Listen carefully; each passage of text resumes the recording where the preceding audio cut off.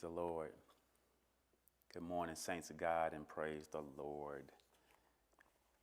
I'm excited today about sharing as we bring this series to a close, a series on restoring hope.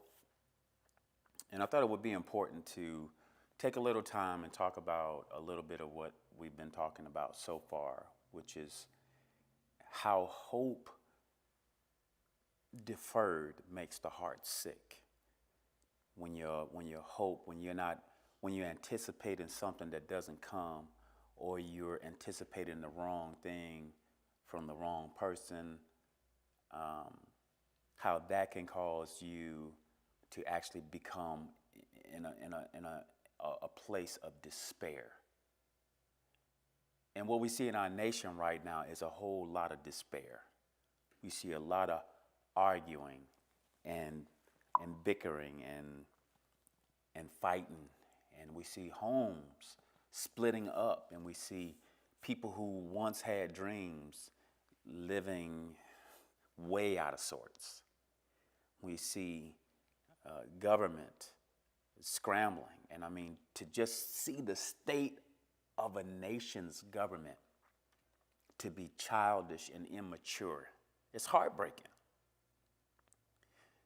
And for churches across the nation to be, in a sense, pushed back into a corner, and for the racial tension to just continue to escalate, one tragic event after one tragic event, and it's just driving a wedge deeper and deeper, not just between the people of God, but between God's people and God. And I think that it is the result of a lack of hope. The times are desperate. The pain is escalating. The sense of being is becoming more and more vague as to what the church is supposed to be doing right now, and what am I supposed to be doing? This is on a personal note. And so what I've taken the time over the last month to do is to show the connection between hope and powerful action. Hope and a heart filled with joy. Hope and consistency. Hope and peace. And I use the bus stop as one example of seeing the bus go down one side of the road, and you know it's coming back up, and if you lose your hope for that bus coming, you're going to find another ride. And if you decide that you're not going to wait on the bus any longer and you find another ride, then that's what the example is for us in where we are now in our faith. People are finding another ride. People are tired of waiting on God. People are tired of praying. People are tired of being consistent. People are tired of even trying to listen to what the Lord is saying. But that can be restored. And the blessing is how many people actually want to get to that place of restoration. So many people are saying, man, I want to do something. So many people are saying, I don't want to be in a place where I'm just angry and anxious and full of anxiety. People are saying, man, I want to get on the right track, and I want to stay on the right track, and I want to do the right thing for the right reason, for the right person, and that's the Lord God Almighty. And today, I want to share candidly, because this is where this all started. I'm sitting down and I'm talking with some young brothers, and we just going through and we just exchanging information, really. And so, of course, the conversation kind of leads to how we need to trust in the Lord with all our hearts and lean out. And for young men, it's like, man, look, one of the brothers stepped up and said, yeah, but Brother Aaron, you ain't ever been through anything.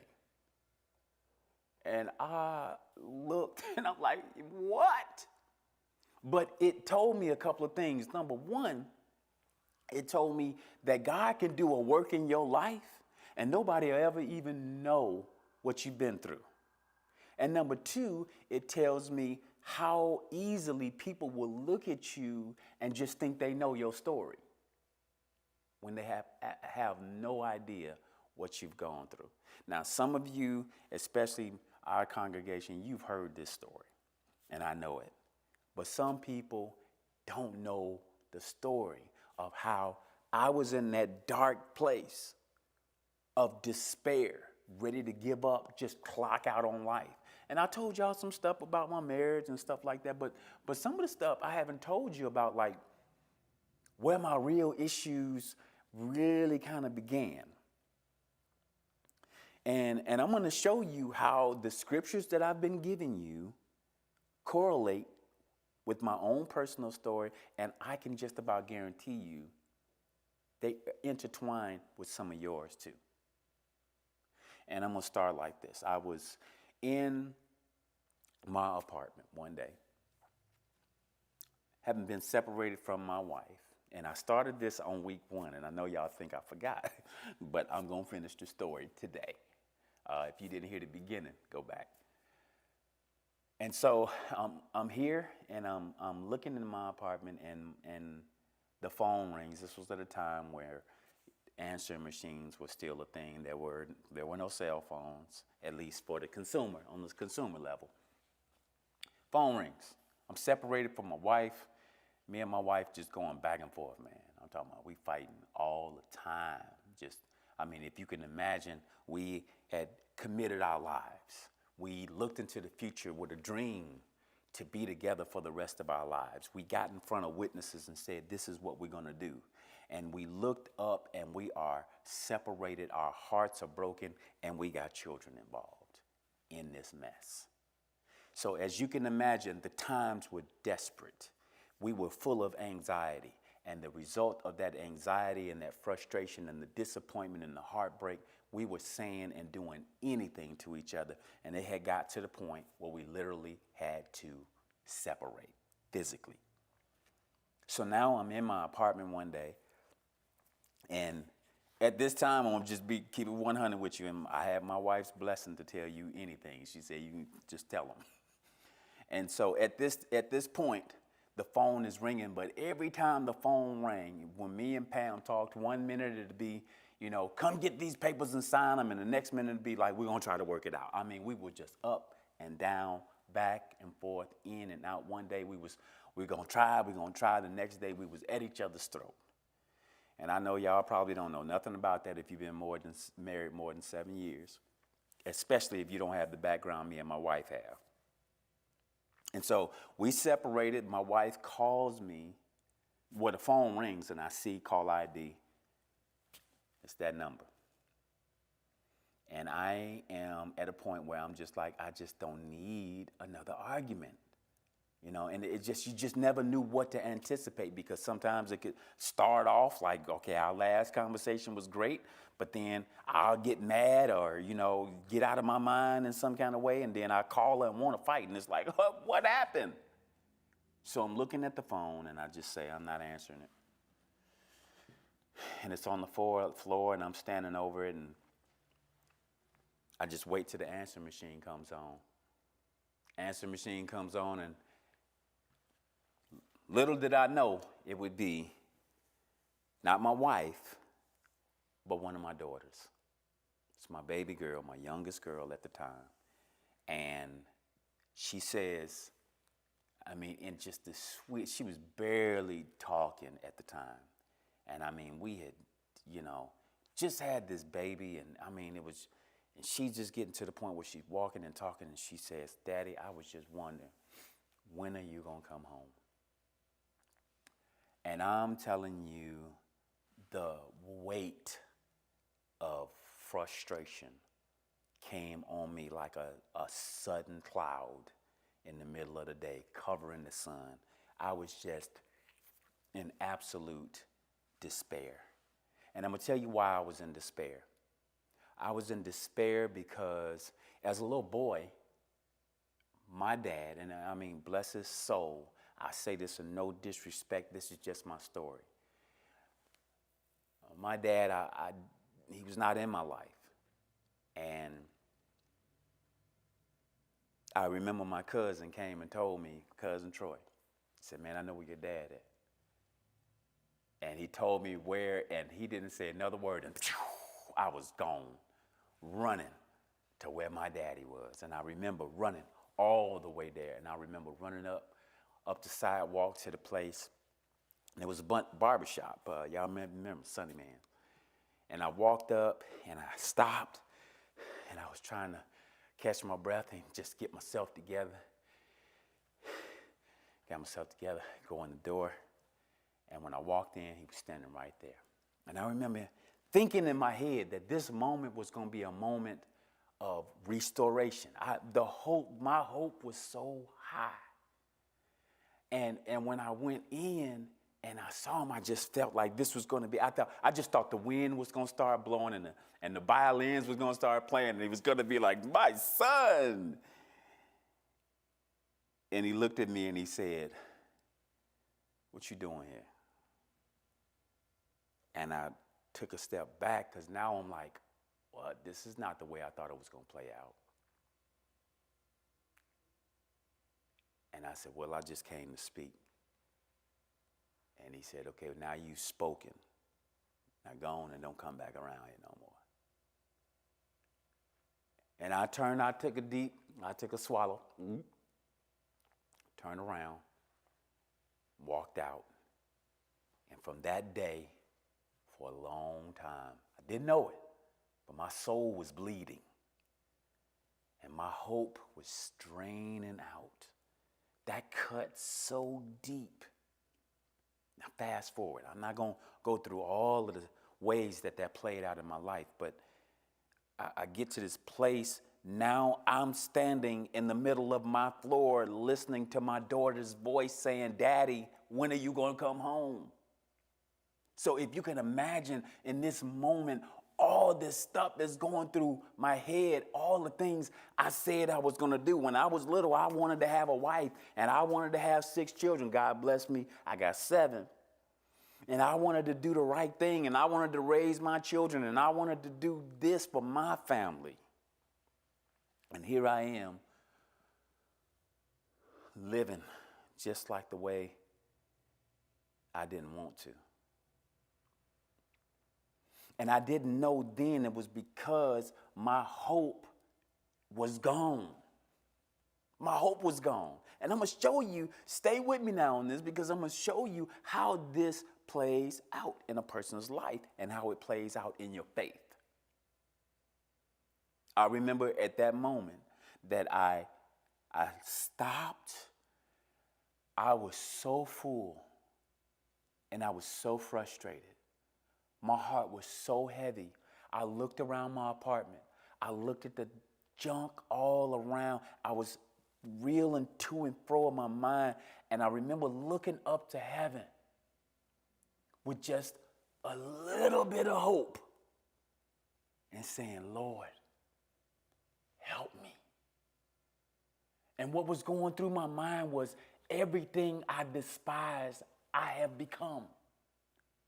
Every way I said I would not live, I'm living. The things I said I wouldn't do, I'm doing them. The things I said I would do, I'm not.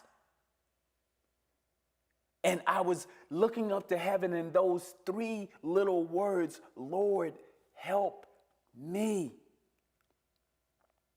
What was wrapped in that was, whatever you tell me to do, I'll do it.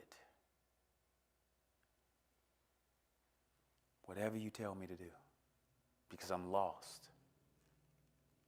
But I want to show you that in that moment, my hope, it was fading and my hope was almost gone. But just that little bit of hope. I remember when I got through all of this stuff, I remember writing a song and I said, because I actually wrote a song about this called Where's My Daddy? And I said, as I grew older, my wings expanded. I learned to fly, but didn't learn to land it.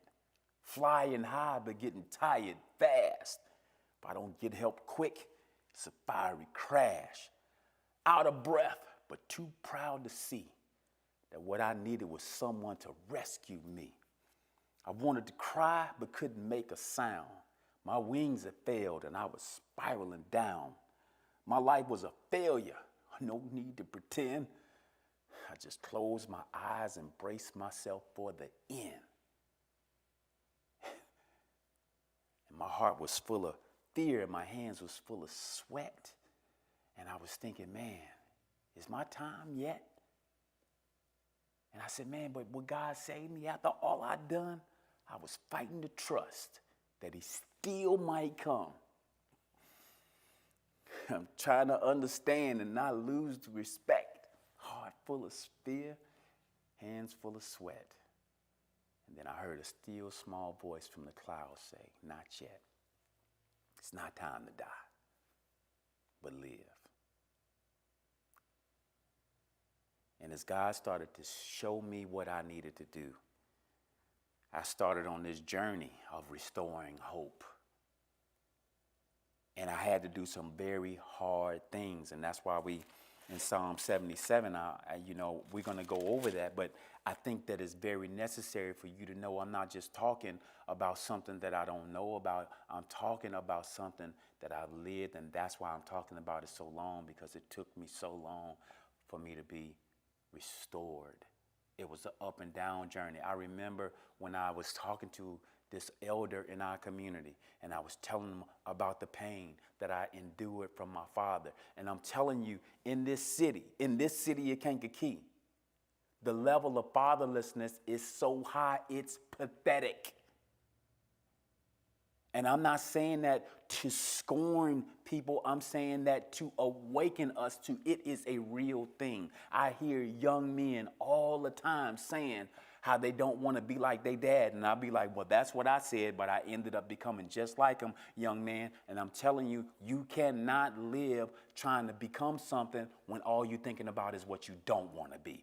Trust me, if you're only thinking about what you don't want to be, you'll become exactly that. And when I was talking to this man about my own struggle with my own deal with fatherlessness, he said, wow, that's strange. And I'm like, why? He said, you said your daddy just walked out on you and left you, hurt you like that? I was like, yeah. He said his daddy did the same thing to him. And that was the first time I woke up to the fact that I was living in a cycle. I was living in a cycle of despair and enduring pain and being painful to other people, not knowing that it was all a result of my lack of hope and what God could do in my life. Believe me, I had heard about God. I had believed, and if you hadn't told me, Aaron, you don't have no hope in God, we probably would have had a little tussle there. Don't tell me I don't believe in God. Don't tell me I'm not hoping in God. Yes, I am, when everything in my life said, no, you don't. Because hope propels you in a way, when you hope in the Lord, it propels you in a way that you see the results of the Lord in your life. It only leads you one way, and that's the way the Lord is directing you. That's why he say, trust or hope emphatically with resolve. Trust in the Lord with all your heart. Lean not to your own understanding. Acknowledge him in all your ways, and he will direct your path. When you hope, when you trust in the Lord, your path only goes one way, and that's the right way.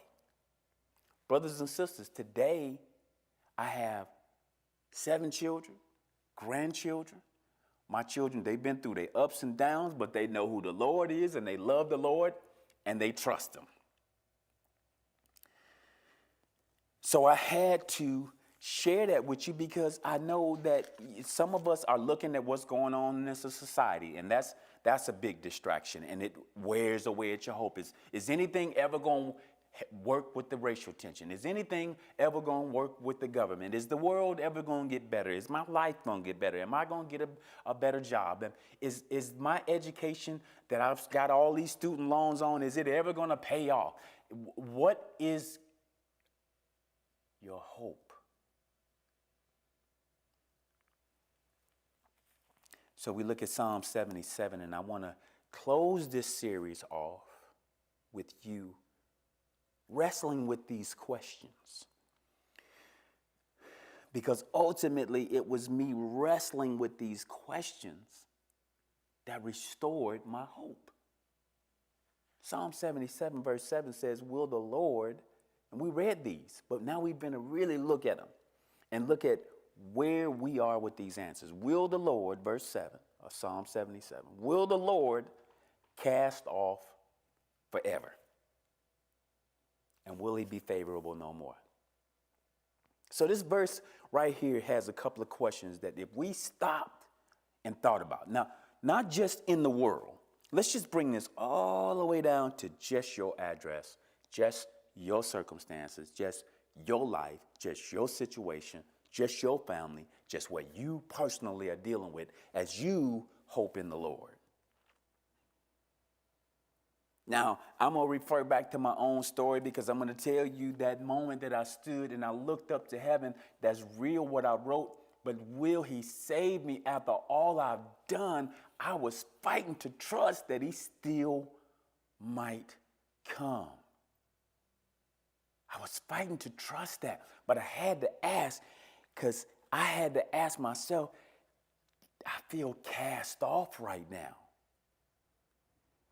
I feel like God is nowhere in my life. I'm looking around. I mean, everything I said I was going to do, and I'm not doing it. Everything I wanted in my life, I don't have it. All the dreams I started off pursuing, I failed in some kind of way. My life is just a failure.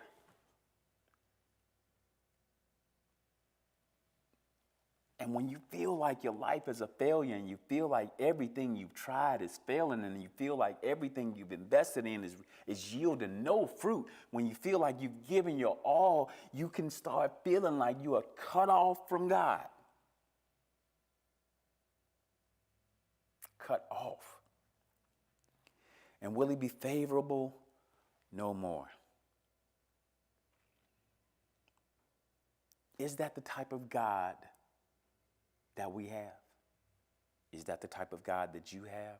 And I'm going to just tell you, this right here is probably one of the most gospel-centered questions that you can ask yourself.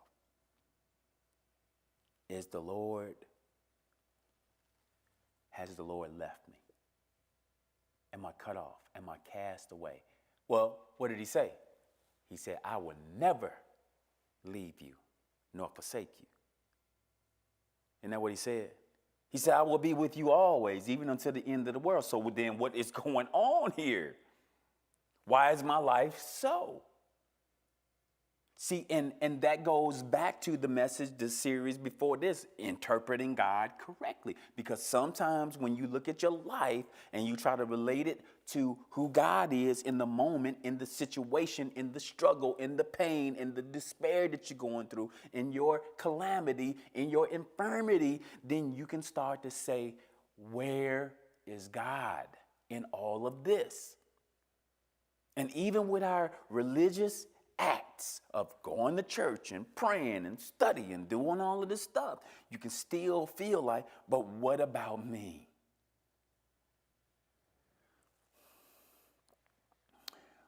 This writer had the same question. So we have to answer the question, will he cast us off forever? And we have to come to a place where we take a deep breath and say, I know that can't be true. Even if for a small moment I don't feel the presence of God, even if in a moment I've been displaced from the mountaintop of the joy and the excitement and the zeal that filled my heart from this encounter I had with God, I'm in a valley. It won't be forever. See, sometimes we don't know God needs to test us.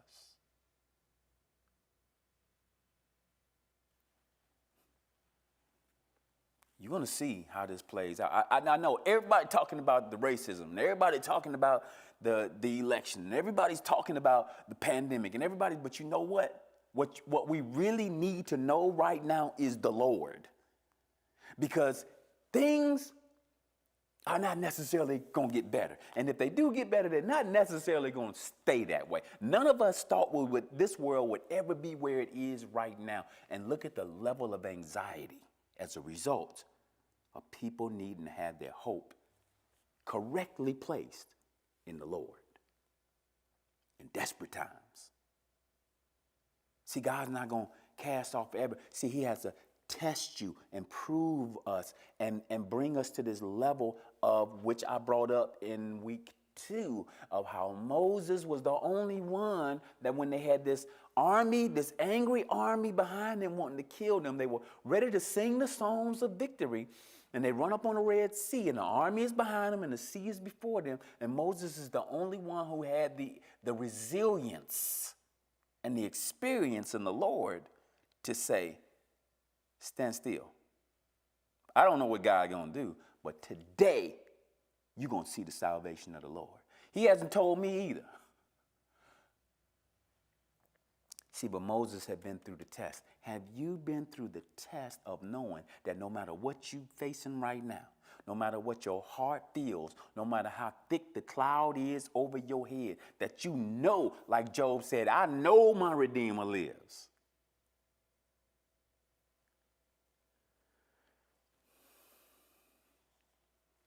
When I look at my own life story, not even knowing these things, I can see that that's what it was.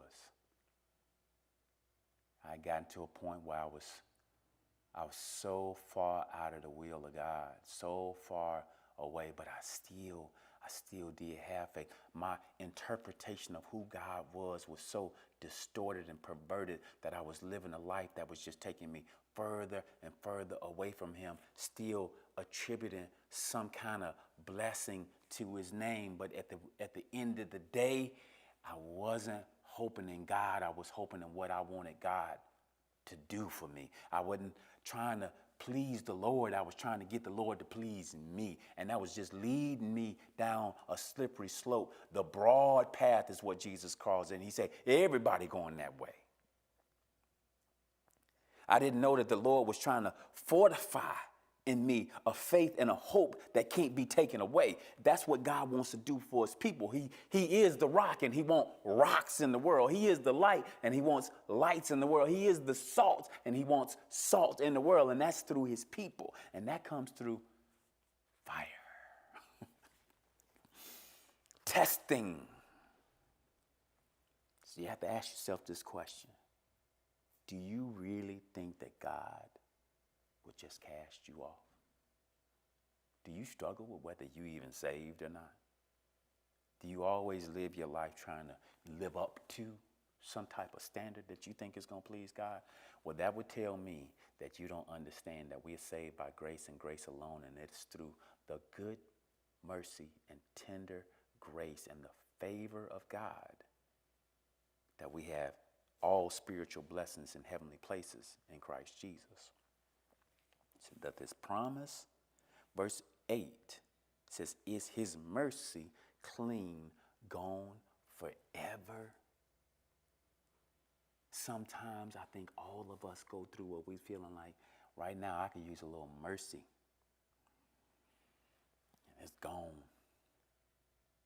Do you know that grace is getting what you don't deserve? Mercy is not getting what you do. So the grace that we have received is being able to look up to heaven and say, our Father. The grace that we receive is to be able to say, I'm forgiven. The grace that we have received is to be able to pray and come boldly to the throne of grace and get help in times of trouble. That's the grace. The mercy is we should all be burning. That's the truth. Now, I just told you the state of my mind. I haven't even began to tell y'all some of the things I did. We'd be talking for months. I didn't get what I deserved. Is his mercy clean, gone forever? Listen, and that was on that side of the fence where I was headed down the wrong path and didn't really even know it. But you know what? It's been plenty of times I've been on the path and serving God and doing things that I know I shouldn't be doing, and God still Have mercy on me. I know some of y'all don't want to hear that. Because sometimes we just think men perfect and we don't do anything wrong. It's a lie. And I'm not getting ready to even tell you that I've done everything right since I've known the Lord. No, I haven't. No, I haven't. And I hang my head. But I rejoice in the mercy because his mercy is not gone. Do you believe that the mercy of God is on your life? I want you to think about what I'm challenging you to do right now. I'm challenging you to reconcile in your own heart where God is right now. What kind of person is this that you're dealing with? What kind of person is this that you're saying you worship and you trust and that will save you and that will protect you and provide for you? Is he the kind of person that will just up and leave you? On what basis? Under what conditions? Is his mercy gone? Has he stopped having mercy on people? Are you, because this is real, I've gone through this and it didn't go away easy and I still deal with it in a way. Or are we so legalistic that we still don't even realize that we're still trying to work our way into God's good graces? So we're not like Psalmist said in another psalm, not hoping in his mercy. Because, he says in one of them, he said, God's eye is on them who hope in his mercy, who anticipate his mercy being on them. But, some of us just anticipate the wrath. Oh, I know I'm going to pay. I know, I didn't pray yesterday. And that's why I'm having such a hard.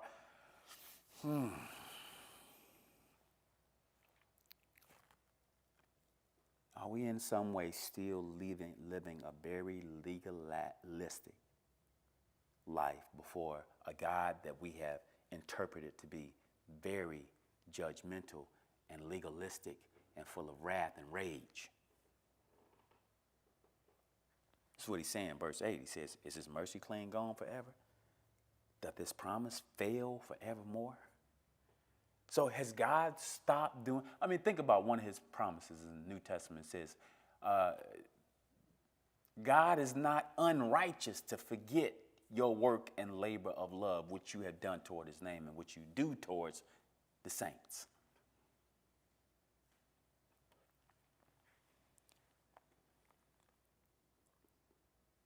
Verse 9, look at this, y'all. Have God forgotten to be gracious? Has he gotten mad at me? Has he in anger shut up his tender mercies? Selah. See, he's saying it right there. Stop and think about this. Brothers and sisters, listen. In the world today, people don't need someone with well-devised plans. Well-devised plans are good, but they ain't not saving anybody. They're helpful, but they ain't saving anybody. Well-devised plans and intellect and all of this other stuff and programs and all of that stuff, that's all good. But when there's no connection to God, there's no connection to life. What people need is someone who has a heart filled with hope, someone who has a glow on their face like Moses did because he got so close to God that not even thunder and lightning and earthquakes and showers and thunder, none of that stuff took away who he knew God to be. Remember, I said that 2 weeks ago. See, it was Moses who looked up on the mountain and saw the lightning and the thunder and the earth was quaking and all of this chaos was going on. But because of what he knew about God, he didn't run from it like the people did. He walked right into it. That's what people need now. If hope is going to be restored in people's hearts, then the people need to know who God is. That he has not left off mercy. He is not forgetting to be gracious. God is the same yesterday, today, and forever. He's still good. But you know what? I can interpret God to be good in my own mind, or I can let God show me his goodness. I can let God be, I can interpret the path before me to be all roses and lilies and take that path and end up in a place where I never wanted to be before in my life. Or I can do like Moses did and say, you know what? My personal physical experience tells me that thunder and lightning and earthquakes means run that way, like the people did. My physical experience, but my spiritual experience says God rules the thunder. God rules the lightning. God causes the earth to quake. So I'm safe even when the earth is quaking. I'm safe even when lightning is striking right where I'm getting ready to go. I'm safe even though it's thundering and it's a dark cloud and fire. I'm safe because of my relationship with the Lord. See, Jesus taught Peter that. You safe in the deep sea if you look at me. You can walk right on top of this water. That I rule this. And so if you are getting it now, this is why it's so important in desperate times for people to have their hope restored, because when your hope is restored, you take your hope to other people who have no hope. You take your message to say, no. Don't misinterpret who God is in this situation. Get up. Let's keep moving. Let's do the right thing here. Don't be afraid. Don't get angry and get backed into a corner and become useless. Stay useful. Stay on the battlefield. Keep holding forth the words of life. Keep doing the right thing. Keep reaching the lost. Keep going for the hurt. Keep serving the widow and the fatherless and the homeless. Keep doing what you need to do in the name of the Lord. But if you forget, you would think God mad at you. I asked my daughter, I said, what do you think the result of people having hope would be? And she said, they'll go help other people have hope. And I said, wow, she just summed up a whole month series that quick, because that is where this all goes, brothers and sisters. We don't need people afraid of the bickering and the arguing. And, you know, it's like people scared to get their opinion. Well, you know what? The people of God, we don't give our opinion. We just say what the Lord say. That's not opinion. That's fact to us. People are out in this world not realizing that what really is needed is the people of God to rise up in hope and to go into those places where people have no hope. See, light is needed in dark places. But what are we doing? We just hulling up our little lights every Sunday morning in some little building or some little room somewhere, and we just hulling up our little lights. And the Lord is saying, go. Think about it. We got scattered. That was by divine ordinance. Scattered. God don't want you, I don't want you all together. You need to be just, man got enough sense to know, don't put all the street lights all on the same corner. Spread them out down the street so you can see the whole, so everybody can see. You got to spread them out. Right now, people in this world need us to rise up in hope. And I'm telling you, well, what does that mean for me? Because you still haven't really told me, Aaron, about my stuff. I'm struggling with my children. I'm struggling with my parents. I'm struggling with my marriage. I'm struggling with my money. I'm struggling with my health. I'm struggling with so many different things. And I just don't think that until I get my stuff together, I really can't go out there and do anything. Okay. Matthew chapter 11, verse 1. And this is where I'm going to leave you to think about this in light of the questions that I'm challenging you to answer. Who is God? Because, see, God has made you for a purpose. God has anointed you. God has appointed you. And some of us, right now, you're hearing this message and you know God got a call on your life.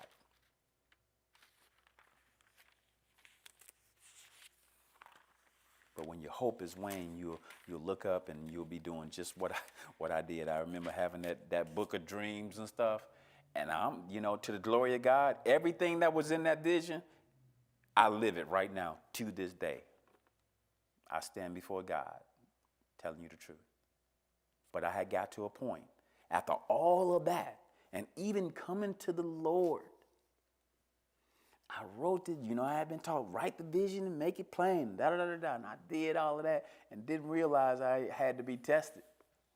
Didn't realize I had to go through the fire. Didn't realize that I was still immature and I still didn't know a lot of different things. And I looked up one day and there was this book. It just fell out of a pile of stuff I was cleaning up and blew the dust off of it. And wow, hope can have you where your dreams are just tucked in with a bunch of junk mail and old newspapers.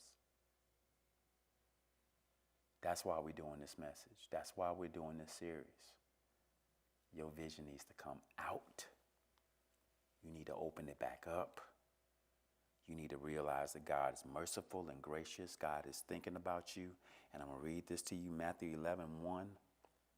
It says, and it came to pass when Jesus had made an end of commanding his 12 disciples. See, he empowered them. He filled them up. He gave them orders. He said, now this is what you're going to do. It says, when he got done commanding his 12 disciples, he left there. He sent them that way. And he went to teach and to preach in their cities. See, sometimes we're so caught up with what's going on in our situation. See, these were people who were very proud and very compassionate and passionate about their own city. And it's like, Lord, you gonna fix our city? What did Jesus do? Lord, you gonna fix what's going on with where we care about? This is our people. You're gonna do something about this? Jesus commanded them to go somewhere else. But what did he do? He took care of what they cared about. Brothers and sisters, listen. If we think that God is not concerned about what we're concerned about, we got God messed up. If we think that the Lord don't care about our families, we got God messed up. And you know what that'll mean?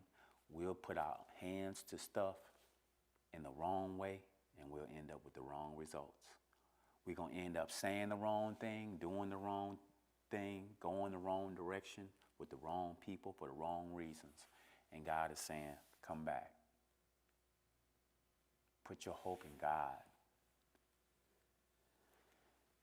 I hope as you've heard this whole month series that you're hearing consistently that it's not like God to just let you go. It's not like God. That's not like him to just be commanding you to do something that he knows you can't do. And now you feeling like, well, I must be doing something wrong. I hope you've heard that tribulation works patience, and patience experience, and experience hope. And it's that hope that needs to be restored so you don't feel bad about how you're living anymore. You feel confident. And the love of God will be shed abroad in your heart by the Holy Ghost, which is given to you. As I leave you this week, it's by the divine orchestration of God that it comes to that. And next week we start a series on that thing, the love of God. You're going to find it very interesting. I pray that you join in on this very special way, that we are going to host this in an open kind of forum setting, inviting people into the conversation as we start next week on a new series on the love of God. It's the biggest little word in the world. So I'm excited about it. I've been brewing in it, and I'm just so excited about sharing this reality about how we get to that place. So if your hope is restored now, and maybe you still got to work through some of this stuff, but I'm telling you, it's incumbent upon you to study, to show yourself approved unto God concerning your hope, who you think God is, what you think he'll do for you. I'm telling you, God will never fail you. He will never leave you. He will never forsake you. It's too much that has been paid to be called, for you to be called his. And you think about it, what are you going to pay a whole lot for and then just throw it away? God said, my ways are not your ways. God's not going to just pay all the shedding of his only begotten son's blood only to throw you away. That's not like God. God loves you. He'll keep you. Till next week at 10:50, may the Lord reveal and unfold more truth about your hope in him to you so you can grow in grace. God bless you till then.